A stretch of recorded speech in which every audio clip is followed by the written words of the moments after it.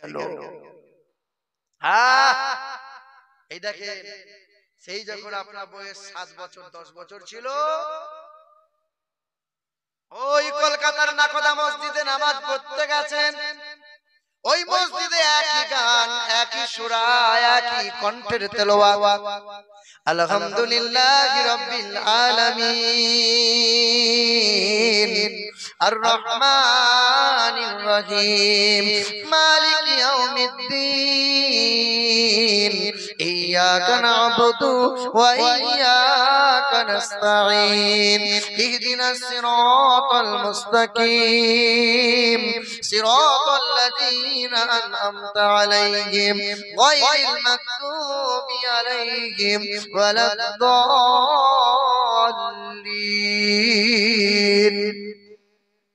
20 বছর বয়স হয়েছে, দিল্লি জুমা মসজিদে নামাজ পড়তে যান, সেই সূরা আবার আপনি শুনতে পাবেন। 40 বছর বয়স হয়ে গেল, গ্রামের মসজিদে ইমাম সাহেবের কণ্ঠে ওই একই সূরা শুনতে পাই। নফল পড়েন, এই সূরা পড়তে হয়, সুন্নত পড়লেও এই সূরাটা পড়তে হয়, ইমাম সাহেবের কণ্ঠে এই সূরাটা শুনতে হয়। ফরজ নামাজ একাকী পড়লে পরে এই সূরাটা পড়তে হয়। কোনদিন মনে হলো না গানটা পুরাতন হয়ে গেল, গানটা একটু রংচংওয়ালা হলে ভালো হয়। আল্লাহর কসম, 50 বছর ধরে মানুষগুলো নামাজ পড়ে, যত কোরআনের মধুর কণ্ঠের তেলাওয়াত শোনে ততই ভালো লাগে। একই গান, একই কালাম, একই সূরা যতবার শোনে ততই মধুর লাগে। পৃথিবীর কত কবিতা বললাম, পৃথিবীর কত কবির কাব্য, কত পদ্য পড়ে নিলাম। কোরআনে এমন কবিতা আল্লাহ দিয়েছেন, এইরকম কবিতা পৃথিবীর জমিনে আর দুইটা নাই। একই অক্ষর দিয়ে, একই শব্দ দিয়ে আল্লাহ শেষ করছেন প্রতিটা অক্ষরের লাইন। والشمس وضحاها والقمر إذا تلاها والنهار إذا جلاها والليل إذا يغشاها والسماء وما بناها والأرض وما طغاها ونفس وما سواها فألهمها فجورها وتقواها قد أفلح من زكاها। এইরকম কবিতা পৃথিবীতে আর পাবে না। একটা শব্দের অর্থ অনুবাদ করলে মানুষের মাথার তার ছিঁড়ে যাবে। বাবাজিরা, ভাইরা আমার, এ সোনার টুকরা মুসলমানের ছেলেরা, এ নওজোয়ান যুবকেরা, কেন এত নবী নবী করি, কেন এত নবী নবী করি? জানো মুসলমান, ওই বামুনের ছেলে নবী নবী করেছিল, আমরাও সর্বদাই নবী নবী করি। কেন এত নবী নবী করি? আল্লাহ সর্বদাই নবী নবী করে, ফেরেশতারা নবী নবী করে, ভোর গেলে মান্না নবী নবী করে, জান্নাতের পাতাগুলো নবী নবী করে, জান্নাতি রমণীরা নবী নবী করে, तमाम নবী পয়গম্বরেরা নবী নবী করে। হ্যাঁ হ্যাঁ, হযরত আবু বকর নবী নবী করেছে, ওমর ফারুক নবী নবী করেছে, উসমান গানি নবী নবী করেছে, মাওলা আলী নবী নবী করেছে, উসমান গানি নবী নবী করেছে, হযরত আবু তালহা নবী নবী করেছে, আবু হুরায়রা নবী নবী করেছে, হযরত বেলাল নবী নবী করেছে, আব্দুর রহমান বিন আওফ নবী নবী করেছে, আব্দুল্লাহ বিন হুযায়ফা সারা জীবন নবী নবী করেছে, ইমামে হাসান নবী নবী করেছে, ইমামে হুসাইন নবী নবী করেছে।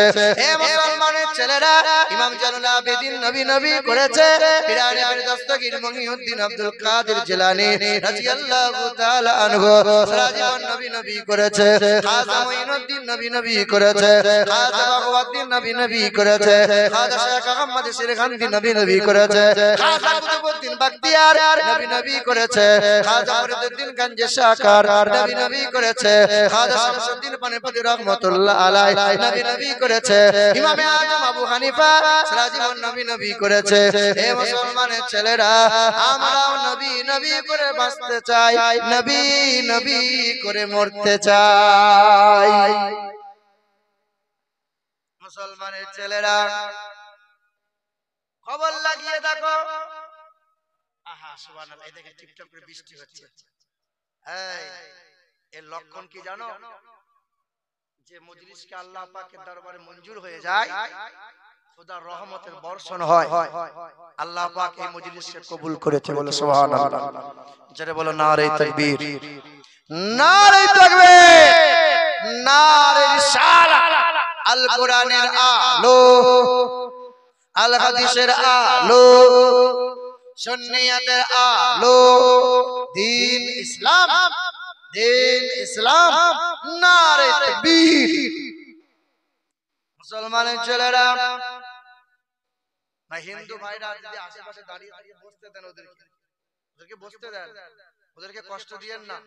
আমার হিন্দু ভাইদেরকে আগে আসেন, আগে আসেন, হিন্দু ভাইরা বসো, সবাই বসতে পারে, বসতে দেন।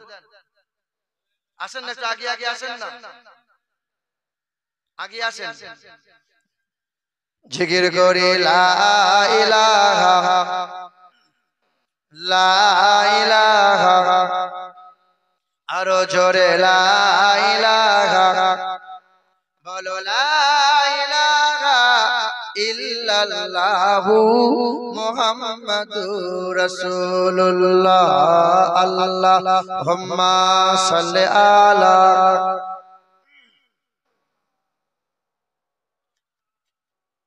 ওয়া আলা আলি সাইয়্যিদিনা সাল্লাল্লাহু তাআলা আলাইহি ওয়াসাল্লাম। দরুদ পড়ো, দরুদ পড়ো, ও মুমিন মুমিনা, দরুদ বিনে হাসর মিজানে নাজাত কেউ পাইবা না। আল্লাহুম্মা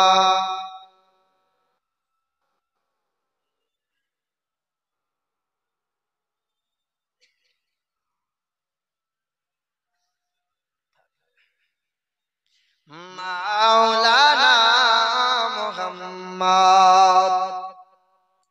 ঠাকুর ঘরে বসে বসে ছেলে কোরআন পড়ে, পাড়ার মানুষ কানাকানি করে দেয়, পাড়ার মানুষ কানাকানি শুরু হয়ে গেল।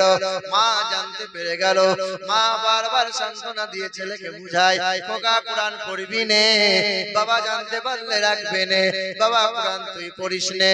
মা তো মা হয়, মা কখনো ছেলের অমঙ্গল কোনোদিন চায় না। হিন্দু ঘরের বলো আর মুসলমান ঘরের বলো, মা তো মা হয়, সব মাকে 10 মাস কষ্ট সহ্য করতে হয়। হিন্দু ঘরের মাদের কষ্ট কম হয় নাকি?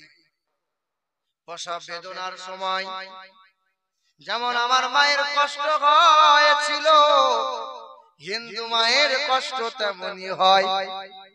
তাই আমার হিন্দু ভাইদের বলে দিয়ে যায়, তুমি তোমার মূর্তি মায়ের পূজা দেওয়ার আগে তোমার জন্মদাতা মায়ের পূজা একটু বেশি বেশি করে করো। তোমার জন্মদাতা মা যদি সন্তুষ্ট না হয়, পৃথিবীর কোনো মা সন্তুষ্ট হবে না।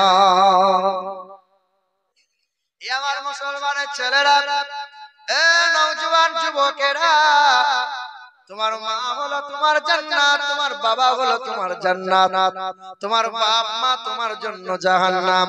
বাপ মায়ের দোয়া নাও, বাপ মায়ের দোয়ার কারণে কত ছেলে হাফেজে কোরআন হয়, বাপ মায়ের দোয়ার কারণে আলেমে হক্কানি হয়, কত ছেলে বাপ মায়ের দোয়ার কারণে আল্লাহ পাকের ওলি হয়ে যায়। আবার কত ছেলে বাপ মায়ের বদদোয়ার কারণে পৃথিবীর জমিনে ধ্বংস হয়ে যায়। প্রসবের বেদনা উঠেছিল, মাটির বাড়ি ছিল, দাইমা ছুটে এসেছিল, রক্তের বন্যা হয়ে গেছে, মা রক্তের উপর শুয়ে আছে, পায়ের নখ থেকে মাথার চুল পর্যন্ত রক্তের জমাট বেঁধে গেছে। সেদিন তোমার মতো আমার মতো মাসুম বাচ্চার ভূমিষ্ঠ হয়ে দুনিয়ার আলো দেখতে পেয়েছে। সেদিন দাইমা চলে গেছে, পাড়ার মানুষরা এসে বলেছে, হ্যাঁ রে, তোদের ঘরটা এত গন্ধ কেন রে, এত গন্ধ কেন? বলে আমাদের ঘরে একটা বাচ্চা হয়েছে, তাই আঁতুরের একটু দুর্গন্ধ বার হয়। নানি কিংবা দাদি এসে বলেছিল আমার একটা ভাই এসেছে, সেদিন খালা কিংবা চাচি এসে বলেছিল আমার একটা আব্বু এসেছে, আমার আব্বুকে দিয়ে সবাই আদর করেছিল। মা বেহুশ হয়ে জমিনে পড়েছিল। সেদিন মা উঠতেও পারে নাই, মা বসতে পারে নাই, মা সবে শুয়ে শুয়ে হাতটা বাড়িয়েছিল, আমার সোনার মানিকটাকে দে না। মা রূপ দেখে নাই, মা নাক নকশা দেখে নাই। সেদিন তোমার মতো ছেলেটাকে মা বুকে টেনে নিয়েছে, আর মা সেদিন তোমার মতো ছেলেকে বুকে টানা নেওয়ার পরে আমার মতো ছেলেটার বল ক্ষমতা ছিল না, ধরার ক্ষমতা ছিল না, চলার ক্ষমতা ছিল না, বসার ক্ষমতা ছিল না।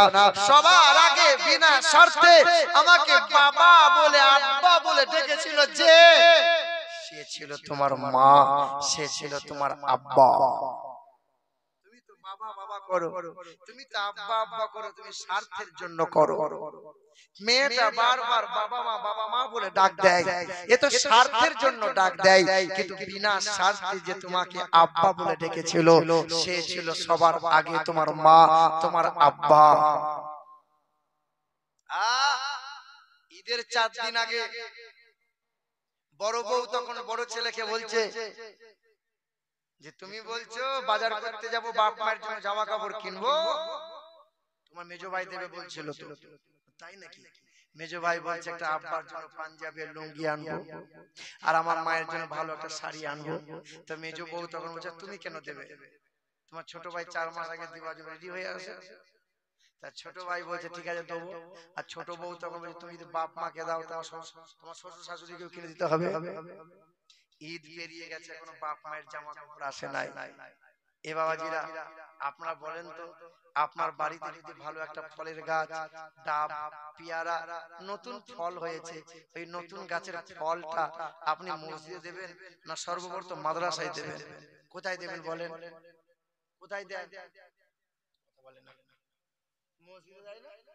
দেন কি দেন না? আজ থেকে আর মসজিদে দেওয়ার চিন্তা রাখবেন না, আল্লাহ নিষেধ করে দিয়েছে। কি বলেছেন? ইয়াসআলুনাকা মাযা ইউনফিকুন কুল মা আনফাকতুম মিন খায়রিন ফালিল ওয়ালিদাইন ওয়াল আকরাবিন ওয়াল ইয়াতামা ওয়াল মাসাকিন। আগে নতুন ফল যদি হয়, আগে মা বাবার কদমের কাছে নামিয়ে দাও। কাউকে যদি খাবার খাওয়াতে চাও, আগে বাপ মায়ের সম্মুখে আগে আগে দাও। কাউকে যদি কাপড় দান করতে চাও, নামি দামি কাপড় আগে যেন বাপ মায়ের কাছে হাজির হয়, তারপরে অন্যকে দেবে, তারপরে অন্য জায়গায় দেবে। পৃথিবীর জমিনে নবীর পরে সবচেয়ে বড় নিয়ামত সে তোমার মা, সে তোমার বাবা। মা বাবাকে কষ্ট দিয়ে জান্নাত কেনার আশা করিও না, মা বাবাকে আঘাত দিয়ে তাহাজ্জুদের নামাজ পড়ে জান্নাত পাওয়ার স্বপ্ন দেখিও না। বলো যুবক, বলো হে নওজোয়ান যুবকেরা, ওই বামুন ঘরের ছেলেটা বারবার মা তাকে বলে বাবা কোরআন পড়িস নে, কোরআনটা হৃদয়ে গেঁথে নিয়েছে, ওই কোরআনটা পড়ে। এ বাবাজিরা ভাইরা আমার, সোনার টুকরো বন্ধুরা, ছেলে কোরআন পড়ে, বাবা ঘর থেকে বার করে দেয়, তেজ্য পুত্র হয়ে গেল। তেজ্য পুত্র যেমন হয়ে গেল, গলার বইতেটা খুলে দিয়েছিল, কোরআনটা বুকে নিয়েছিল। এ মুসলমানের ছেলেরা, এই ছেলেটা নবীর প্রেমিক হয়ে গেল, কালমা বলতে বলতে চলতে লাগলো। তিনি একটা বই লিখে দিয়ে গেল, ওই বইটা হিন্দুরা পড়ো, মুসলমানের ছেলেরা পড়ো। ওই বইটা আমার গাড়িতে রাখাও রয়েছে, যদি কোনো হিন্দু ভাই দেখতে যায় একবার নয়ন ভরে দেখে নিও। সুশান্ত বইটা লিখে দিয়েছিল, তার নামটা পাল্টে দিয়েছিল, নাম রেখেছিল শহীদুল ইসলাম ভট্টাচার্য। ওই মানুষটা পরবর্তী সময়ে একজন আল্লাহর ওলি হয়ে গেল। নবীকে মক্কার মানুষরা কেউ বলেছিল জাদুকর, মক্কার মানুষরা কেউ বলেছিল নবী নির্বংশ। আমার নবীকে গালমন্দ করেছিল বেঈমান কাফেররা। শুনেছেন না? একটা বুড়ি মহিলা খবর পেয়েছে যে মোহাম্মদ লোকটা খুব খারাপ, আমাদের গায়ে মোহাম্মদ আসবে, তা মোহাম্মদ যদি কালকে আসে, আজকে ভোরে ভোরে মোহাম্মদের ভয়ে পালাতে হবে। হ্যাঁ, আমার লেখা কবিতা শোনেন। ওই বুড়ি মহিলা মক্কা মরুর তপ্ত পথে, মক্কা মরুর তপ্ত পথে চলছিল এক বিদ্যাজন। আরে মস্ত বুঝা মাথায় ছিল, কাঁপছিল তার দুই চরণ। দাঁতে ভেঙেছে বয়স ভারী, দাঁতে ভেঙেছে বয়স ভারী, আর পেকেছে মাথার কেশ। ক্লান্ত ছিল বুড়ির শরীর, ধুলাই ধূসর মলিন বেশ।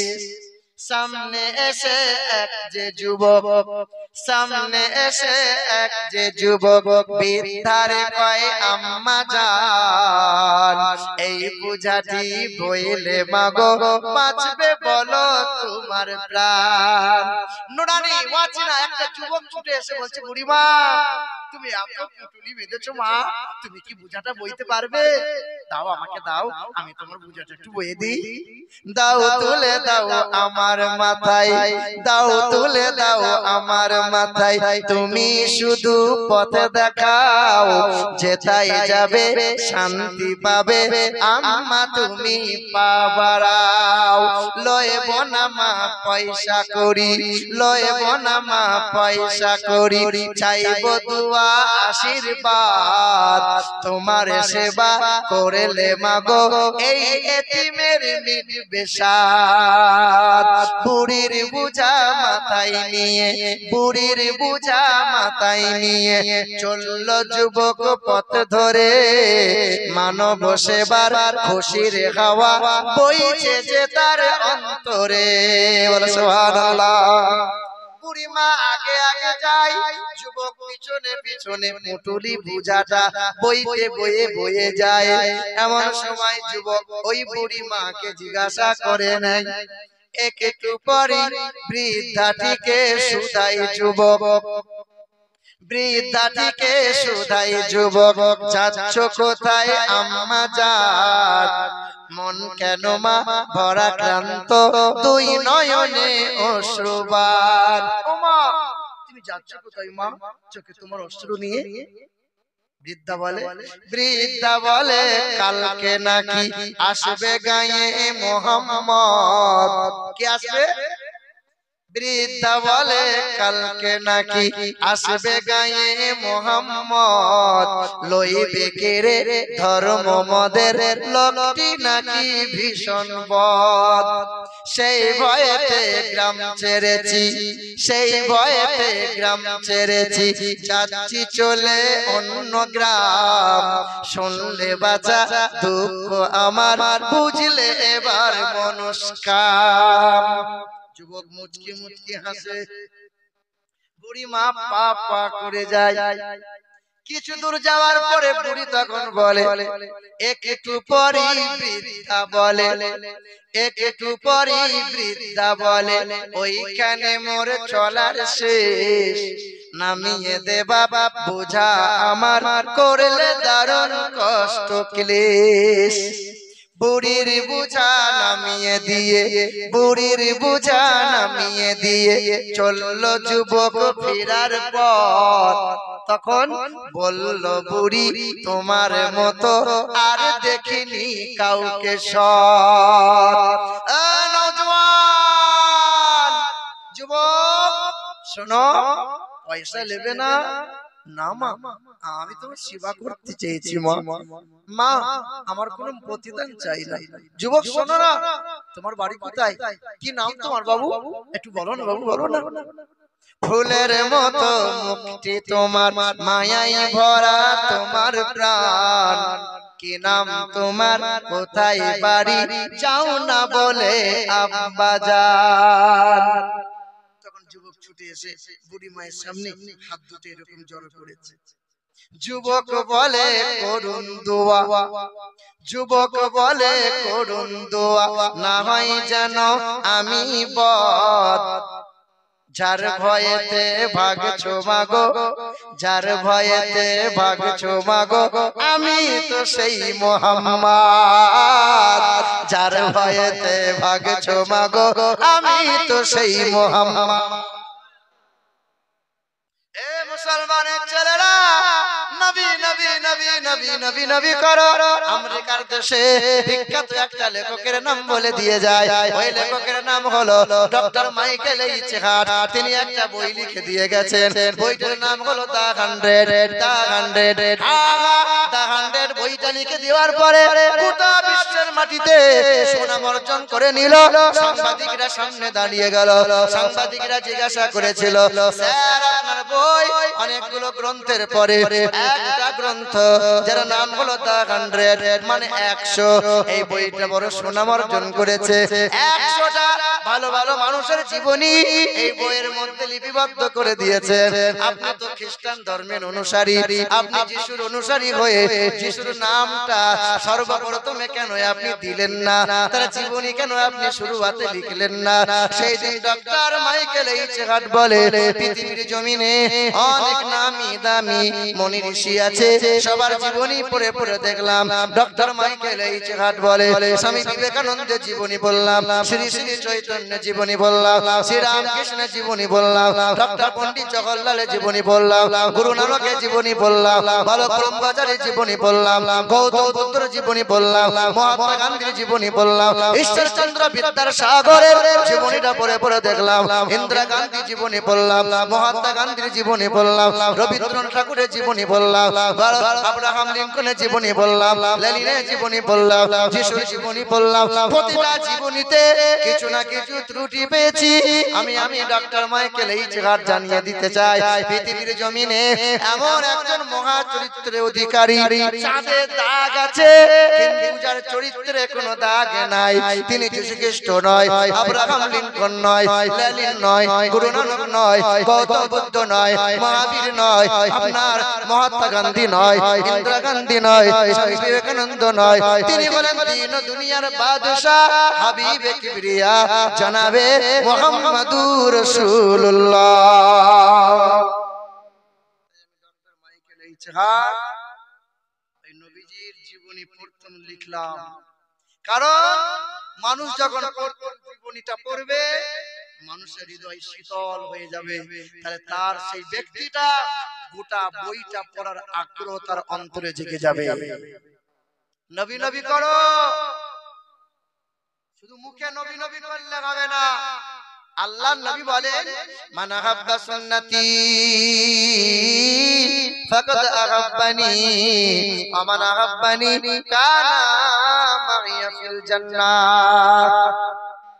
যে আমার সুন্নতকে ভালোবাসে ওই মানুষটাই আমাকে ভালোবাসে। আমি যেমন করে পোশাক পরতে আমার উম্মত তেমন করে পোশাক পরে, আমি যেমন করে খাবার খেতে বলেছি আমার উম্মতটা তেমন করে খাবার খায়, আমি যেমন করে চলতে বলেছি আমার উম্মতটা তেমন করে চলে, আমি যেমন করে শুতে বলেছি আমার উম্মতটা তেমন করে শুয়ে যায়। যে আমার সুন্নতকে জিন্দা করে নেয়, আমি নবী বলছি তোর হাত ধরে আমি নবী সঙ্গে করে রহমতের জান্নাত নিয়ে যাব। মাসে তো একবার চুল কাটা, হ্যাঁ এখন আবার চুল সব বিভিন্ন স্টাইল হয়েছে, কেউ ভেড়ার মতো চুল কাটে, কেউ দেখছি আবার এদিকটা সবুজ এদিকটা লাল আর মধ্যখানে সাদা করেছে। তোর বাপ মা বেঁচে নাই বলে আছে, তো বাপ মাকে বলবি গলায় দড়ি দিয়ে মরে যেতে, এরকম ছেলে মানুষ করে, অথচ বাপ মা বেঁচে আছে, আফসোস। এই যুবক, তোমাদের এলাকায় তো অনেক সেলুনের দোকান আছে, চুল কাটে, সেলুনের দোকানে গিয়ে একবার যদি বলতে পারো যে ভাই বিরাট কোহলির মতো নয়, ধোনির মতো নয়, আমির খানের গজনী নয়, শাহরুখ খান কাটিং নয়, আমার চুলটা আজকে নবী মুহাম্মদ রাসূলুল্লাহর মতো আমার চুলটা কেটে দাও। তো তোমার এলাকার যত সেলুন আছে না, সবার চিন্তায় গুগল আর ইউটিউবে সার্চ করে করে দেখবে যে সব চুল কাটা হলে তো নবীজির চুল কেমন করে কাটতে হয়, এটা জানা হয় নাই। এ বাবা, একটা যুবক যদি চুলটা কাটে নবীজির মতো করে আর সেলুনের দোকান থেকে বেরোনোর পরে বলবে আল্লাহ তুমি সবচেয়ে ভালোবাসো তোমার নবীকে। হযরতে ওমর ফারুক আবু বকরকে বলেছিল, ভাই আবু বকর, আপনাকে আমি সারা জীবনের আমলটা দিয়ে দেব, আপনি আমাকে 3 দিনের আমল দিয়ে দেন। আবু বকর বলে, কোন 3 দিন? বলে, আবু বকর, আপনি যখন মক্কা থেকে মদিনার দিকে রওনা দিয়েছিলেন আর গারে শহর নামক একটি গুহার ভিতরে আপনি আশ্রয় নিয়েছিলেন আর বেঈমানরা আপনার কাছাকাছি হয়েছিল, আবু বকর আপনি পা গুলো দেখতে পেয়েছিলেন, বেঈমানরা কাছাকাছি, মাথা হ্যাট করলে নবীকে দেখে নেবে, আপনি ভয় পেয়েছিলেন। আল্লাহ পাক কোরআনের আয়াত নাজিল করেছিল, ইয়াকুলু লিসাহিবিহি লা তাহজান ইন্নাল্লাহু মা'ানা। আবু বকরকে বলে দেন শুধু 2 জন না, সঙ্গে আছে মহান রব্বানা, ভয়ের কোনো কারণ হতে পারে না। এ মুসলমান, সেদিন আবু বকর বলেছিল, ভাই ওমর, এই 3 দিনের আমলটা আমার কাছে ক্রেডিট কার্ড, আমার কাছে এটিএম কার্ড, এই এটিএম কার্ডটা হাসরের ময়দানে আমি ক্যাশ করব আর আল্লাহ পাকের রহমতের নিয়ামত আমি ভোগ করব। আমার কাছে ক্যাশ করার মতো এটিএম নাই, আমাদের কাছে ক্যাশ করার মতো ক্রেডিট কার্ড নাই। একটা সুন্নাত যদি নবীর সুন্নাত তরিকা মতো একটা যদি জিন্দা করতে পারো, একটা সুন্নাত জিন্দা করার কারণে এটা তোমার আমার কাছে ক্রেডিট কার্ড হয়ে যাবে আর সেটা হাসরের কঠিন ময়দানে রহমতের জান্নাত পাওয়ার সুযোগ আপনার ওসিলা হয়ে যাবে। সুবহানাল্লাহ। আমার মুরব্বি বাবাজিরা, আমার ভাইরা, আমার মা ও বোনেরা, আমি আপনাদেরকে বারবার বলি, জাতি ধর্ম দলমত নির্বিশেষে সর্বদাই সম্প্রীতি বজায় রাখুন, সর্বদাই মানবতা প্রেম প্রীতি ভ্রাতৃত্ব বজায় রাখুন আর নিজের জীবনটাকে নবীর আদর্শ দিয়ে সাজিয়ে তুলুন। ছেলেকে কোরআন পড়া শেখান, ছেলের বুকে কোরআন দেন, ছেলেকে বিশ্বাস করা শেখান, মেয়েদেরকে পাক পবিত্র হওয়া শেখান, দাম্পত্য জীবনের মধুর মিলনের পরে কেমন করে ফরজ গোসল করতে হয় মা তুমি শেখো, মেয়েদেরকে শেখাও। সারা জীবন ওয়াজ শুনে গেলাম, সারা জীবন শুধু সুর তাল দেখে গেলাম, কোন হুজুরে কেমন সুর। সকাল হবে, চা দোকানে বসে বসে পায়ের উপরে পা তুলে বলল, সাংঘাতিক হুজুর বাবু, যা সুর দিচ্ছিল এক সুরে কলকাতা থেকে দিল্লি একদম লাল কেল্লা পৌঁছে গেল। কি শুনলে বাবা? তা তো জানি না।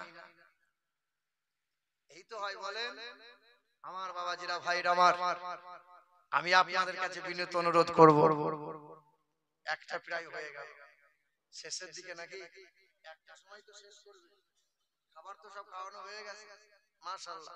এই আমার যুবক নওজোয়ান ভাইরা, খাস করে নওবিলার যুবক যারা আছে, নওবিলার যারা যুবক আছে, যারা জালসা কমিটির ছেলে আছে, খুব কষ্ট করে মাত্র 30 ঘর বসবাসকারী মুসলমান কষ্ট করে মসজিদ দাঁড় করিয়েছো, এলাকার মানুষের সহযোগিতায় তোমাদের মেহনতে প্রতি বছরের নাই এই বছরে জালসার মাহফিল আয়োজন হয়েছে। এই যুবক জানো কি, আমার আপনার নবী তোমার জন্য কতটা চিন্তা করেছে, তোমার জন্য কতটা কান্না করেছিল। আল্লাহর নবীকে যখন নবী রাসূল যখন তায়েফের ময়দানে গিয়েছিলেন, তায়েফবাসীরা তখন বলেছিল, মুহাম্মদ কি চাইছো? আমার নবী তখন বলেছিলেন, লা ইলাহা ইল্লাল্লাহ আনা রাসূলুল্লাহ, তোমরা এক আল্লাহকে মেনে নাও, আমি নবীকে তোমরা স্বীকার করে নাও। সেদিন তায়েফের নিষ্ঠুর মানুষরা বলেছিল, মুহাম্মদ তুমি মরবে তো মরবে তায়েফের ময়দানে মরতে এলে, এখানে মাটি দেওয়ার লোক যে পাবে না মুহাম্মদ। এ মুসলমান টুকরো বন্ধুরা, সেদিন তায়েফের নিষ্ঠুর মানুষরা ছোট ছোট বাচ্চাদের হাতে মোটা মোটা পাথর ধরিয়ে বলেছিল, পাগল মুহাম্মদ জাদুকর, ওকে এমন করে মারবি যেন সুস্থ হালতে বাড়ি ফিরে যেতে না পারে। আল্লাহর নবীর শরীরে সাদা রঙের পোশাক পরা ছিল, এমন করে পাথরগুলো ছুঁড়ে ছুঁড়ে মেরেছিল। আল্লাহর নবীর সাদা রঙের পোশাকটা ছিঁড়ে চামড়া ফেটে মাংসের মধ্যে গেঁথে গেঁথে গিয়েছিল। আল্লাহর নবী বেহুশ হয়ে তায়েফের ময়দানে পড়ে গিয়েছিল। আল্লাহ রাসূল সাল্লাল্লাহু আলাইহি আলাইহি ওয়াসাল্লাম সেই দিন উম্মতি করেছিলেন। আর জিবরাইল ফেরেশতা আল্লাহর নবীকে কোলে তুলে ওহদের পাহাড়ের চূড়ায় নিয়ে গিয়েছিলেন। আর ওহদের পাহাড়ের চূড়ায় নিয়ে যাওয়ার পরে আল্লাহর নবীকে বলেছেন, হুজুরে একবার অর্ডার দেন বেঈমানগুলোকে ধূলিসাৎ করে দিই। সেদিন আল্লাহর নবী বলেছেন, না, প্রতিশোধ নিতে আমি আসি নাই, আমি মানব জাতির মুক্তির দাতা হয়ে এসেছি, আমি মানব জাতির কল্যাণ কর্তা হয়ে এসেছি, আমি প্রতিশোধ নিতে আসি নাই। সেদিন আল্লাহর নবীকে বলা হয়েছিল, ইয়া রাসূলুল্লাহ, আপনার মেরে মাথাটা ফাটিয়ে দিয়েছে, যে রক্তের কারণে পায়ের খরমটা চামড়ার সাথে জমাট বেঁধে গেছে, আপনার কষ্টের কথাটা একবার বলেন। সেদিন নিজের কষ্টের কথা নবী গোপন রেখে জিবরাইল ফেরেশতার সামনে বলেছিল, জিবরাইল, তুমি আমার আল্লাহকে বলো, আমার আল্লাহ যেন এই গুনাহগার উম্মতি গুলোকে maaf করে দেয়, উম্মতি গুলোকে maaf করে দেয়। নবী সংসারের চিন্তা করে নাই, নবী ছেলেমেয়ের ভাবনাকে ভাবে নাই, নবী উম্মতি সারাটা জীবন উম্মতের কথা ভেবে গেছে। আমরা সেই নবীকে mohabbat করি। একটা নবীল এলাকার ছেলে বলুক যে হুজুর এতদিন জলসা দিলাম, এতদিন যত যা কিছু করলাম, আগামী কাল থেকে ইনশাআল্লাহ আমি 5 ওয়াক্ত নামাজ পড়া ধরব, পারবে? দেখি তাহলে জানবো আজকের জলসা তোমাদের জন্য কামিয়াব। কেউ পারবে যে ইনশাআল্লাহ আগামী জুম্মা থেকে আমি 5 ওয়াক্ত ধরব আর কোরআন শরীফটা হুজুরের কাছে বসে আমি শিখে নেব? কেউ একজন আছে পারবে ইনশাআল্লাহ? পারবে?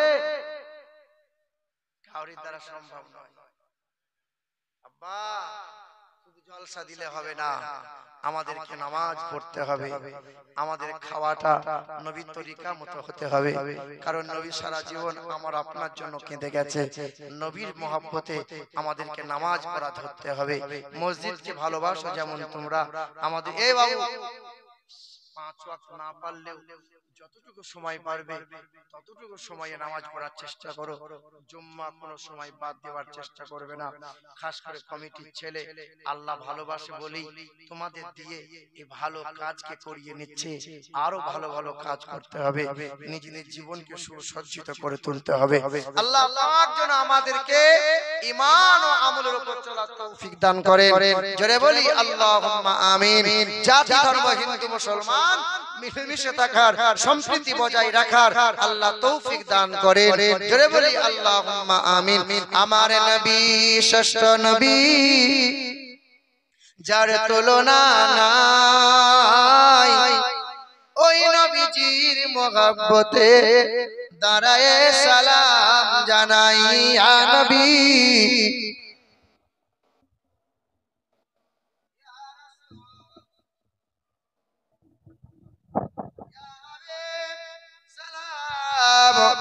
আলাইকা সালাওয়াত বারোই রবিউল আউয়ালে আসিলেন মায়া মেনার কোলে, দরবারে দুই হাত তুলে কাঁদিলেন উম্মতি বলে। ইয়া নবী ইয়া রাসূল ইয়া হাবিব সালাম।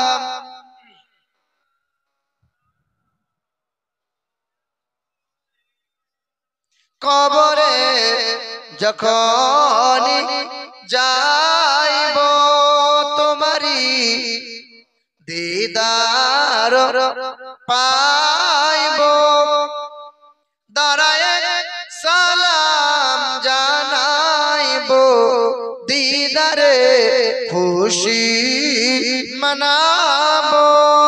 ইয়া নবী ইয়া রাসূল ইয়া হাবিব সালাওয়াতুল্লাহ বালাগাল।